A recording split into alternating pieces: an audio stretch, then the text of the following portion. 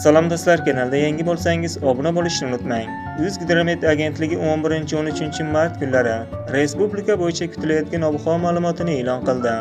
Unga ko'ra Qoraqalpog'iston Respublikasi, Xorazm viloyatida havo biroz bulutli bo'ladi.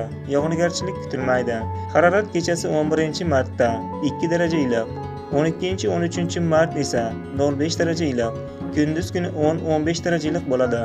Buxoro va Navoiy viloyatlarida havo biroz bulutli bo'ladi. Yog'ingarchilik kutilmaydi.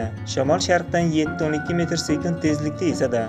Harorat kechasi 2-7 daraja iliq, kunduz kuni 11-martda 13-18 daraja iliq, 12-13 mart kunlari esa 15-20 daraja iliq bo'ladi.